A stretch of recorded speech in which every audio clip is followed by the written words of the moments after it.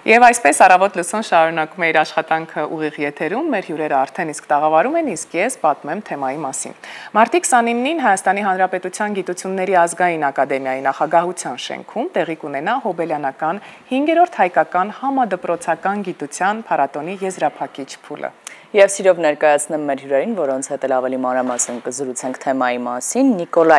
Ավթանդիլյան, կենսաբանական գիտությունների թեկնածու ժյուրիի անդամ, բարև ձեզ, եւ Մարիաննա Աթայան, Այբ դպրոցի ՀԻՍԱՆ 2024 թվականի մրցանակակիր Լեհաստանում կայացած երիտասարդ գիտնականների ԵՄ 35-րդ մրցույթի մասնակից, բարև ձեզ, եւ շատ ուրախ ենք, որ ձեզ հետ ենք սկսում առավոտը, դե մի քիչ պատմենք նախ մրցույթի մասին։ Այո, որն է հիմնական նպատակը փառատոնի։ Շատ լավ, շնորհակալություն հյուրընկալելու համար։ Մրցույթի նպատակն է աշակերտների մոտ զարգացնել գիտահետազոտական աշխատանքները իրականացնելու այդ հմտությունները։ Բացի այդ, քանի որ մրցույթում այդ փառատոնի ժամանակ աշակերտները ներկայացնում են տարբեր նորարարական գաղափարներ, նախագծեր, այնտեղ կարող են ներկայացնել անհատական եւ խմբային։ Այստեղ նաեւ զարգացնում է խմբային աշխատանքի այդ հմտությունը, ինչպես նաեւ տեղում հնարավորություն է տալիս, որպեսզի շփվել նաեւ մյուս աշակերտների հետ, ծանոթանալ տարբեր թեմաների հետ, ծանոթանալ գրականության արդի, իրենց թեմայի շրջանակներում արդի այդ վիճակի հետ, բացի այդ նաեւ ըստ էության, քանի որ այնտեղ ունենք գիտական ղեկավար, ով նաև աշակերտի հենց ուսուցիչն է հանդիսանում, ապա հնարավորություն է նաև հենց ուսուցչի համար բարձրացնել իր որակական հմտությունները, այդ ոլորտում։ Հիմնական ըստ էության գաղափարը եւ նպատակները դրանք են։ Հիմա փառատոնի եզրափակիչ փուլում ենք, բայց եկեք գանք սկզբին ինչպես է հայտագրվում, ովքեր կարող են մասնակցել, ինչպես են ընդունվում այդ հայտերը եւ որոշվում արդեն հետագա անելիքները։ Շատ լավ։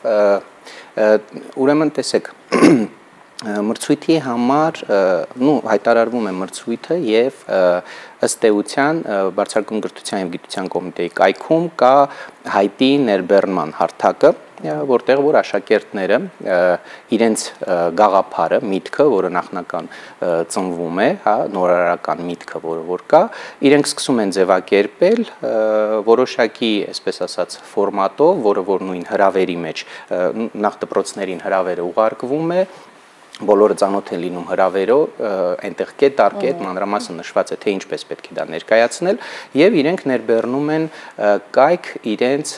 այսպես ասած, նախագիծը, 5-ից 12-րդ դասարանի աշակերտներն են, սակայն մինչև 5-րդ դասարանի աշակերտները եւս կարող են ներկայացնել, կարող են անհատական եւ ինչպես նշեցի խմբային, մինչև 2 հոգի, խմբում աշակերտները ներկայացնում են իրենց հայտերը եւ արդեն նախնական այդ հայտերը ժյուրիի անդամները ծանոթանում են, դիտարկում են այն նախագծերը, որոնք որ համապատասխանում են նաև հրավերում նշված կետերին, նորարարությանը, արդի վիճակին, լավ գաղափար, դրանք անցնում են արդեն եզրափակիչ փուլ, որ հենց մարտի 29-ին կկայանա։ Մարիաննա, որտեղից իմացաք այս մրցույթի մասին եւ մի փոքր պատմեք ձեր փորձի մասին։ Իրականում Այբ դպրոցը էլի բազմաթիվ անգամ մասնակցել է, երևի թե հենց առաջին տարվանից մասնակցում է, ու դրա համար մեզ համար շատ նորություն չէր, եւ տեղեկացրել ենք ինչպես նաեւ Facebook-յան կայքից, լրացրել ենք հայտը եւ անցել ենք եզրափակիչ փուլ, փորձառության տեսանկյունից երևի թե Հայաստանում բացառիկ հնարավորություն է, հատկապես երիտասարդ գիտնականների համար, որովհետեւ երիտասարդ գիտնականների համար շատ մրցույթներ, հատկապես հայալեզու չկար, ու սա միանշանակ բացառիկ հնարավորություն է գնալ այնտեղ շփվել ոլորտի լավագույնների հետ, որովհետև դա ոչ միայն օգնում է քեզ որպեսզի հաղթարես քո վախերը, այլ նաև հետագա նախագծի բարելավման համար շատ կարևոր կետ է, քանի որ երբ որ դու նախագծի մեջ ես, երբ որ նախագիծն ես իրականացնում, շատ մանրուքներ ու դետալներ սկսում են քո աչքից վրիպել, որովհետև դու շատ խորացած ես այդ ամեն ինչի մեջ ու այդ լայն պատկերը չես տեսնում։ Իսկ մրցույթը օգնում է ժյուրիների հարցերը, նրանց դիտարկումները, իրենց հետ քննարկումները, բանավիճումները նախագծի վերաբերյալ օգնում են դուրս գալ նախագծից, այսպես ասած, տեսնել լայն պատկեր, որպեսզի հետագայում կարողանաս բարելավել քո նախագիծը։ Իսկ ինչ նախագծով եք մասնակցում 2024 թվականին։ նախագծի ամենանախնական տարբերակը իրականում դեռ երկար տարիների պատմություն ունի, որովհետև գալիս է իմ անկությունից։ Ես Սյունիքից եմ, Կապան քաղաքից, եւ ինչպես գիտեք, մենք այնտեղ ունենք պողնդամոլիբդենային մեր հսկաները, կոմբինատները, եւ որի արդյունքում նաեւ ունենք Պոչամբարը, ու անդադար տեսնելով այդ պատկերը Պոչամբարի եւ հետո նաեւ ընդհանուր համապատկերը, որը ոչ միայն Սյունիքում է, ամբողջ Հայաստանում, ամբողջ աշխարհի համար, եւ բազմաթիվ խնդիրներ, բազմաթիվ երկրներ արդեն բախվել են այդ լուրջ մարտահրավերին խմելու ջուր ունենալ անգամ եւ ծվենց միտքը մաքրել ջրերը մեծացա եկա եւ դպրոցի ծրագրի մեջ է մտնում նախագծային ուսումնառությունը, որը հնարավորություն է տալիս տեսական գիտելիքները դարձնել գործնական հմտություններ եւ նախագծային ուսումնառության ակումբների շարքում կար կանաչ քիմիան, արդեն անունից կարծում եմ պարզ է, որ փորձում են էկոլոգիական խնդիրներին նորարար եւ ստեղծարար լուծումներ տալ։ Եկա նախագծային ակումբ, ներկայացրեցի միտքը, հավաքվեց խումբ եւ սկսեցինք աշխատել, բայց ինչն է մեր առավելությունը, որ ինքը մեկ խնդիր չի լուծում։ Գիտենք, որ պլաստիկով աղտոտվածությունը վերջին տասնամյակների ամենալուրջ խնդիրներից մեկն է եւ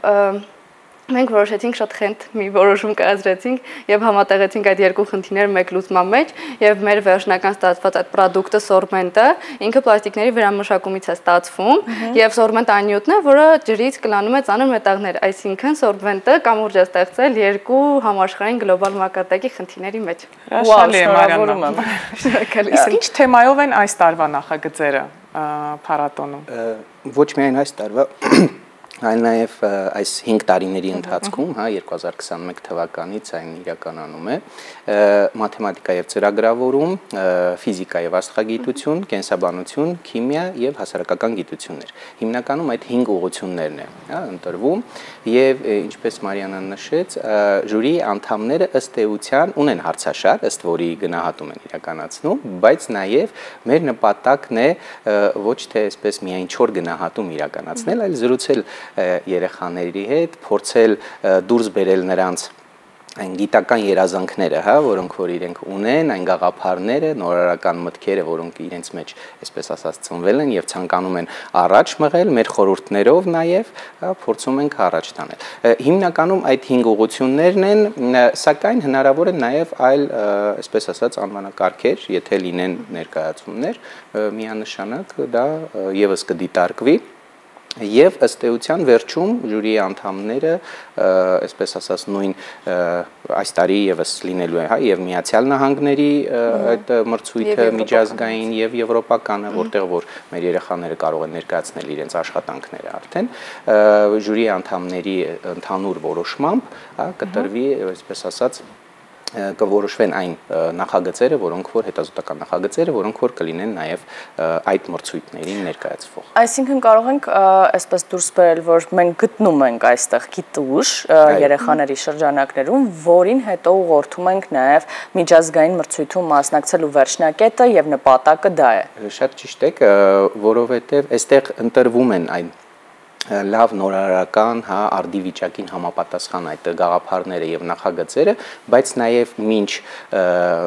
արտասահմանում ներկայացնելը, ինձ թվում է Մարիաննան էլ կնշի, որ իրականացվում է նաեւ որոշակի աշխատանք, որպեսզի այդ նախագծերի բարելավում իրականացվի, ներկայանալ լինի եւ ըստ էության Հայաստանն ենք ներկայացնում եւ այն պետք է պատշաճ կերպով նաեւ դրսում ներկայացվի։ Իսկ ուրիշ ինչ առավելություններ եւ հնարավորություններ են ստանում մասնակիցները, կամ օրինակ հաղթողը։ Հաղթողները նախ ըստ էության դա կարող ենք նշել, որ ապագա փոխող պրոյեկտներ են, մրցույթ է, ապագա փոխող, որովհետև աշակերտները, այսպես ասած, փոխում են իրենց աշխարհայացքը, նոր նպատակներ են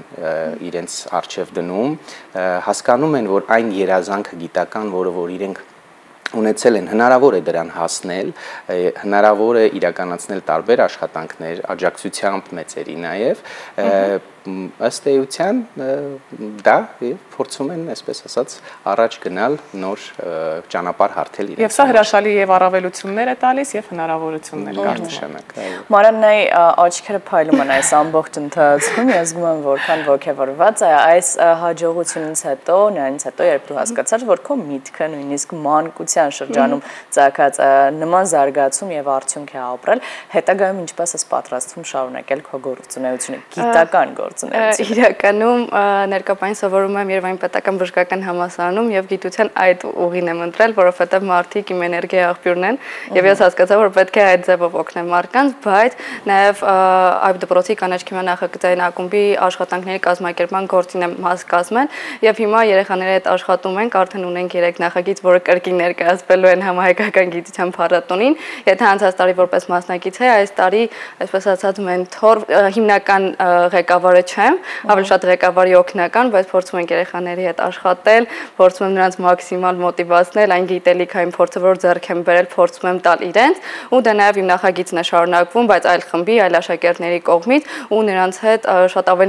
շատ ավելի լավ է ստացվում աշխատանքը, որովհետև շատ ավելի լավ են պատկերացնում նախագիծը, թե ինչ ուղղվածություն պետք է ավելացնենք, թե ուր ենք գնում, որովհետև չենք սահմանափակելու միայն սորբենտ ստանալով, հա ինքը մեր հիմնական իզյումինկան է, այսպես ասած, բայց շատ լայնածավալ փորձելու ենք նաև արդյունաբերական ոլորտում այն ներդնել, հիմա նաև աշխատում ենք սարքի մոդելավորման եւ գծագրման վրա։ Շնորհակալություն ենք հայտնում ձեզ, նախ